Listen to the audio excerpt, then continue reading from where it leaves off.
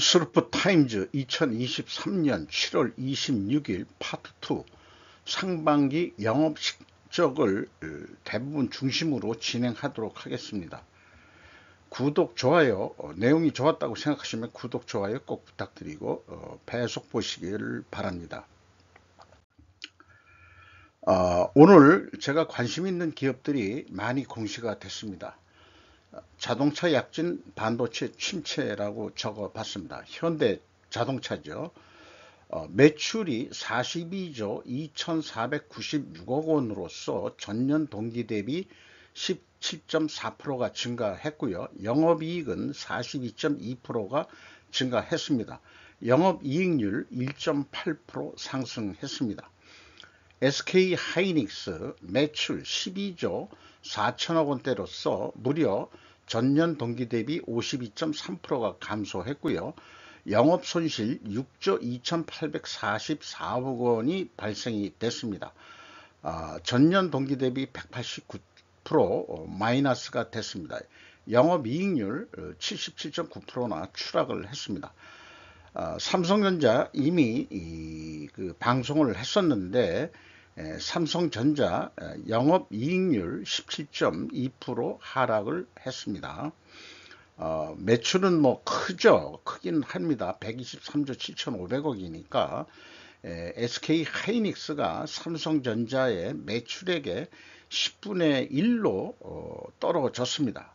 그래서 그런지 그 중국에 공장을 가지고 있는 뭐 삼성도 가지고 있습니다만은 최태원 상업 그 대한상의의장이 한중일 경제 공동체 운운을 제주 포럼에서 했는데 좀 위험한 발언으로 생각이 됩니다. 불이익을 감수할 생각이 있어야 되지 않겠냐 그런 생각을 하면서 철강은 하락으로 전반적으로 철강업계는 하락으로 나타날 것 같습니다. 대표적으로 현대제철과 포스코를 두 개를 보면은 알 수 있을 것 같아요. 포스코 홀딩스는 이미 또 방송을 했었고요. 현대제철 매출액 13조 5천억 원대로서 전년 동기 대비 5.8% 감소했고 영업이익은 47.4%가 감소했습니다. 영업이익률 4.7% 하락했습니다. 포스코 홀딩스 영업이익률 4.9% 하락을 했습니다. 거의 유사하게 영업이익률들이 떨어졌고 매출액들도 하락을 했습니다. 이 포스코 홀딩스가 그 지주회사화 돼버린 바람에 연결로 했을 때 실질적으로 구포항제철의 순수한 매출액이 얼마인지는 상반기 공식 보고서가 나와봐야 알겠습니다. LG디스플레이 매출액이 9조 1천억 원대로서 전년 동기 대비 24.3% 감소했고요. 영업 손실 2조 원가량이 발생이 됐습니다. 무려 영업 손실이 340% 손실이 또 증가를 했습니다. 영업 손실률 17.9%로 또 추가로 추락을 했습니다. 이게 그 디스플레이 계통이 이제 중국산 저가 중국산에 밀려서 주로 이렇게 됐다. 이렇게들 알고 있죠. 그래서 그 LCD 말고 LED 쪽으로 승부를 보고 있다는데 LED도 중국이 곧 추격할 것으로 그렇게 지금 보고 있죠. 좀 쉽지 않은 업종일 것 같습니다. LG 이노텍 전기전자 부품 제조로 되어 있습니다. 삼성전자가 있다고 그러면 삼성전기가 전기전자 부품 제조를 하는데 LG전자의 관련된 전기전자 부품은 LG 이노텍이라고 그렇게 비유를 해볼 수 있겠네요. 매출액이 8조 2,800억 원대라서 전년 동기 대비 8.2% 증가했고 그러나 매출액은 증가했으나 영업이익은 75.1% 감소했고요. 영업이익률 6.6% 하락을 했습니다. 매출은 증가를 조금 했지만은 실속은 없었다. 이렇게 봐야 되겠죠. 솔루스 첨단 소재 동박 전지박을 제조하는 데고 두산 솔루스가 상호 변경이 된 것으로 이렇게 됩니다. 매출액은 2,139억 원으로서 13.2% 감소했고요. 영업이익 손실은 328% 증가를 했습니다. 영업 손실률 16%도 추가로 영업 손실이 더 늘었습니다. 그 다음에 한솔 테크닉스 매출액이 7,904억 원대로서 2.3% 감소했고요. 영업이익 37.4% 증가했습니다. 영업이익률 1.3% 상승했습니다. 매출액은 감소해도 영업이익이 증가한 원인은 궁금합니다. 분석을 해봐야 되지만은 스루풋 분석 입장에서는 매출액이 감소하더라도 이익을 어떻게 낼 수 있을 거냐, 이런 게 이제 주요 관심사입니다. 지금 봐서는 그 원재료 가격이 하락했지 않았느냐, 이렇게 보입니다. 비용 절감 가지고는 이렇게 매출액이 감소했는데도 영업이익이 증가하는 경우는 극히 드물다고 할 수 있겠어요. 이런 거에 연관해서 또 나중에 얘기하겠지만 그 디커플링에 대해서 제조 원가를 디커플링한다. 그러니까 재료비하고 운영비용하고 디커플링하는 그런 사고 방식이 이제 우리나라가 저성장 구조에서 벗어날 수 있는 어떤 그 패러다임의 인식의 전환이 와야 될 시기라고 또한 추가로 말씀드릴 수 있겠어요. HD 현대건설기계 매출액이 2조 원대로서 13.4% 증가했고요. 영업이익 111.8% 증가했습니다. 영업이익률 4% 상승했습니다. HD 현대인프라코아, 구 두산인프라코아를 인수를 했죠. 매출액이 2조 6천억 원대를 달성해서 11.1% 증가했고 영업이익 64.3% 증가했습니다. 영업이익률 3.9% 상승했습니다. 건설기계 필로다라든가 엑스카베이터라든가 이런 것들이 건설업은 좀 약간 부진하지만은 이 건설기계는 수출적으로 상당히 말하자면은 그 상승을 한 것으로 이렇게 보이네요. 이렇게 그 두산이 잘 나가는 그 두산 인프라코아까지 매각을 하면서 중공업에 매진하고 있는데 그 두산 에너빌리티로 상호를 바꿨습니다만은 두산 에너빌리티가 굳건하게 좀 지탱해 주기를 기대합니다. 우리나라 기간 산업을 위해서요. 현대일렉트릭, 옛날 현대중전기로 제가 조직에 있을 때 거래를 해봤던 기업입니다. 매출액이 1조 2천억 원대로서 35.8% 증가했고요. 영업이익 139.4% 증가했습니다. 영업이익률 3.8% 상승했습니다. HDC 현대산업개발, 요게 이제 그 현대지만은 그 반개죠. 안전사고 때문에 많이 그 문제가 됐던 데인데 매출액은 2조 원대를 달성해서 22.1%가 증가했고 영업이익은 전년도 동기 적자에서 3.2% 흑자 전환 상승을 했습니다. 영업이익률 4.4% 상승했습니다. 현대 로템, 우리가 이 전철만 만들고 있는 건 줄 알았지만 방위 산업체로도 들어가죠. 매출액이 1조 6,713억 원대로서 14.2% 증가했고요. 영업이익 80.3% 증가했습니다. 영업이익률 2.2% 상승했습니다. 현대제철, 현대차 그룹의 현대제철이 들어가죠. 매출액은 HD라고 쓴 데하고 현대라고 쓰는 거하고는 좀 형제지간이고 이 최대 주주 오너가 틀리죠. 매출액은 13조 5천억 원대로서 5.8% 감소했고요. 어, 아까 현대제철 얘기한 것 같은데 영업이익 47.4% 감소했습니다. 영업이익률 4.7% 하락했습니다. 요거는 오늘 그 뉴스 보도 조선비지에도 나온 얘기라서 조금 좀 더 편집을 해봤습니다. LS 증권사 보고서엔 꿈쩍도 않더니 하루 만에 급등. 출처 및 책임 소재 불분명한데도 투자 참고 시 주의해야. 요런 제목을 붙였는데 LS가 11만 9,300원으로서 완만히 오르다가 어제 오늘 급격히 이렇게 뛰었다 이런 얘기예요. 그 자회사로 LS 일렉트릭 아까 그 현대 일렉트릭 중전기 쪽입니다. 매출액이 2조 1,700억 원대로서 35.4% 증가했고요. 영업이익 85.4% 증가했습니다. 영업이익률 2.3% 상승했습니다. LS전선 아시아는 모든 것이 다 떨어졌습니다.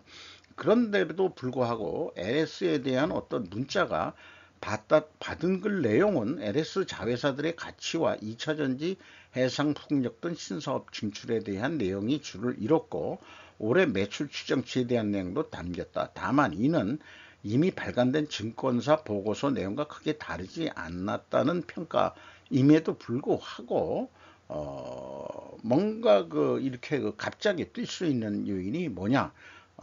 뭐 저도 잘 모르겠습니다만은 이 LS 전선 아시아가 적자가 아니고 영업이익이 크게 줄었다면은 LS 전선도 줄지 않았을까 이렇게 생각을 하는데 이 LS 안에 LS 전선이 들어가 있는 거죠. 다시 LS 전선 분할을 해야 될 것으로 저는 그렇게 판단이 됩니다. 그 연결로 봤을 때는 좀 제대로 분석이 될 수가 없죠. 네. GS건설 매출액이 7조 원대로서 29.2% 증가했습니다만은 그 매출원가가 크게 증가를 해가지고 42.2% 증가해서 영업손실 2,550억 원이 발생이 돼서 180.3% 적자 전환이 됐습니다. 영업 손실률 3.6%로서 9.5% 하락을 했습니다. 참고적으로 현대건설은 이미 방송을 했었는데 매출도 증가했고 영업이익도 증가를 했습니다. 다른 건설사 뭐 대우건설 아직 공시가 안 됐습니다만은 3대 또는 4대 건설사들 중에서 GS건설은 언론 보도에도 나왔지만 인천 검단아파트 재시공에 따른 결산 손실 5,500억 원이 반영이 됐다. 만약에 이 5,500억 원을 빼면은 한 3,000억 원 정도 이익이었을 것이다. 이렇게 계산이 일단 단순하게 되는 거죠. 해성 DS 뭐 하는 데인지 우선 궁금했는데 반도체 부품 리드 프레임 및 BOC라고 되어 있어요. 요게 이제 삼성 테크윈 어떤 사업부에서 퇴직 임직원들이 나와서 독립을 한 회사로 되어 있습니다. 실제 나이가 들어서 퇴직했다기보다는 사업부장이 삼성 테크윈하고 어떤 협상을 벌여서 내가 다 데리고 나가겠어 이렇게 해가지고 독립된 거 아니겠느냐 이런 상상을 해보는데 매출액이 3,716억 원으로서 10.7% 감소했고요. 영업이익 34.8% 감소했습니다. 영업이익률 6.6% 하락을 했습니다.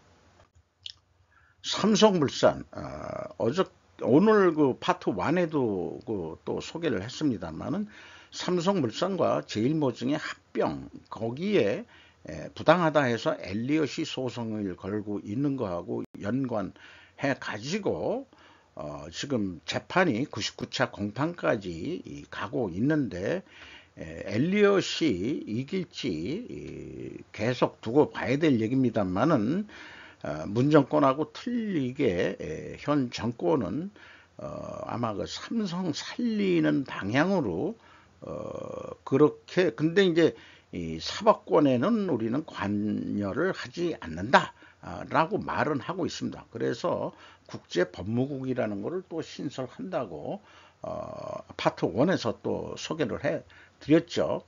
이 삼성물산하고 제일모직하고 그 합병할 때 삼성물산이 이 삼성바이오로직스한테 이 최대 주주로 돼 있었는데, 이 삼성바이오로직스의 그 시가총액을 하는 것이 엘리엇은 잘못됐다 이렇게 주장하는 거고, 뻥튀기 했다 한마디로. 그래서 자기네들이 손해를 봤다, 헤지펀드로서, 이런 주장이었던 건데, 그 삼성바이오, 지금 제 기억으로 하고 있는 것은 삼성바이오로직스의 또 자회사가 삼성바이오 에픽스가 있는데, 이게 이제 그 미국 그 제약회사하고 합작으로 50대 50으로 되어 있었는데, 이 그 기술력을 그 무형자산을 높게 평가를 했던 거예요.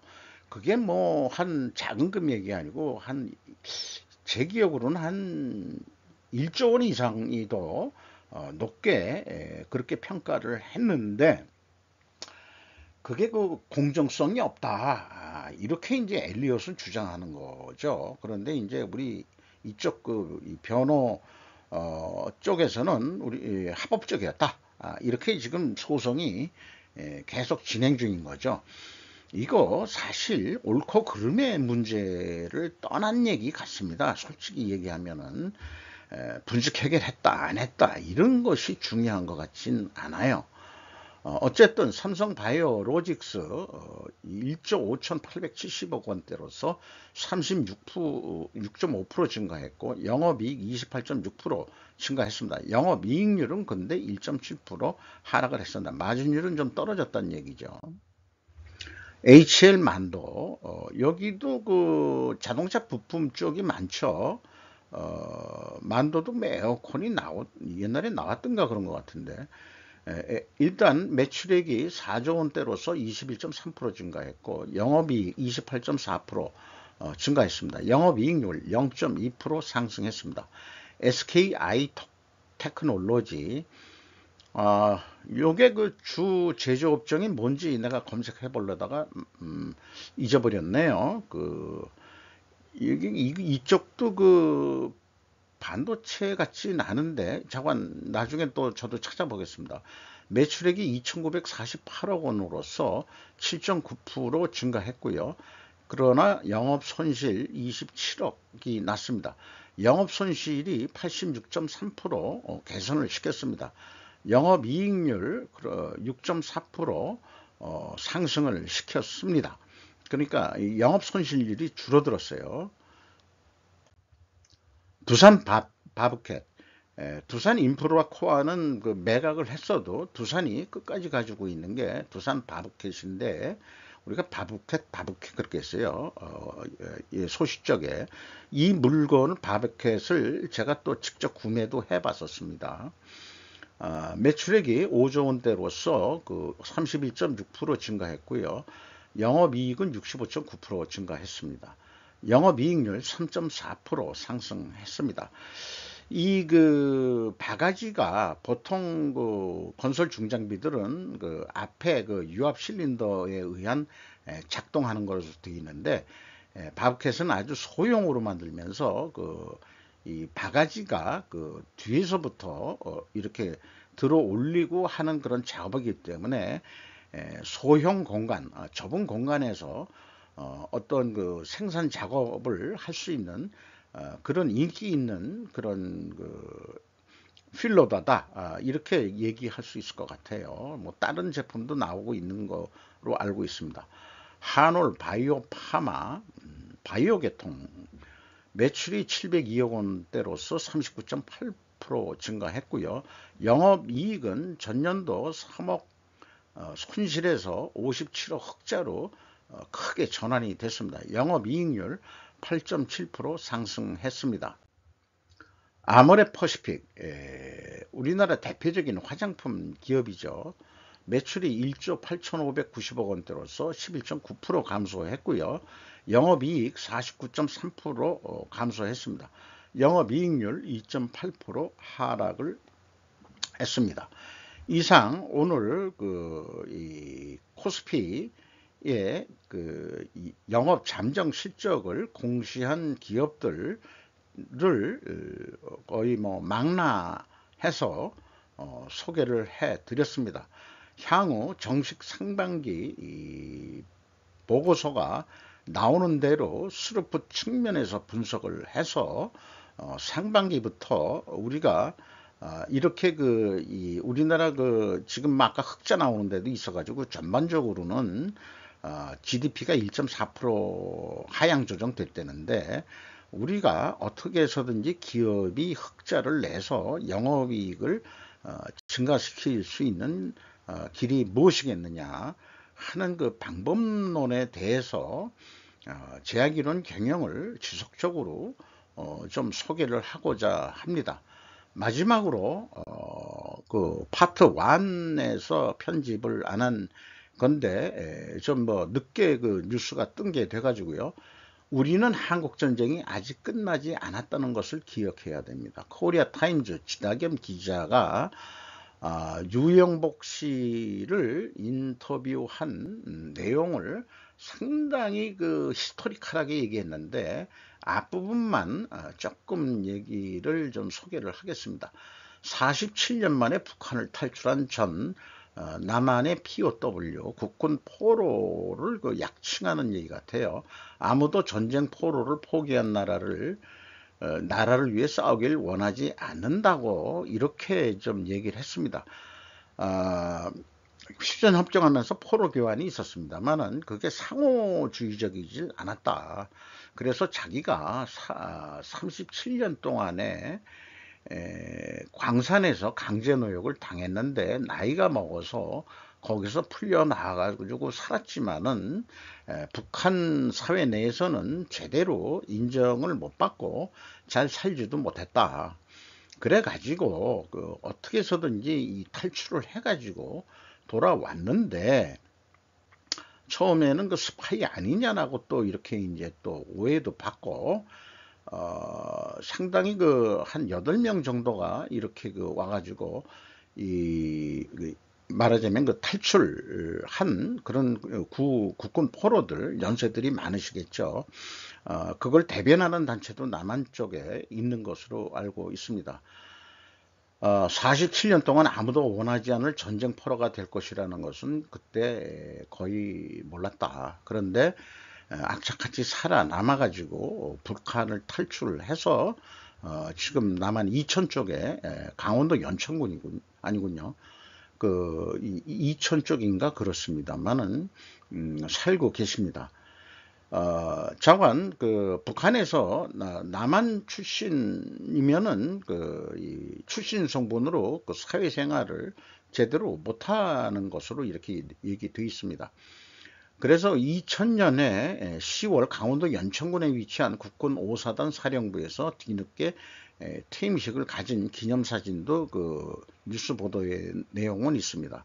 이것은 뉴스 보도 내용 중에서 서울시가 전할 때 어떤 사진 점령했을 때 이게 누굽니까? 저기 소련의 누구하고 김일성이하고 이렇게 붙여져 있는 데서 이 축대를 쌓아놓고 공방전을 벌이고 있는 그런 사진을 하나 참고적으로 해봤습니다.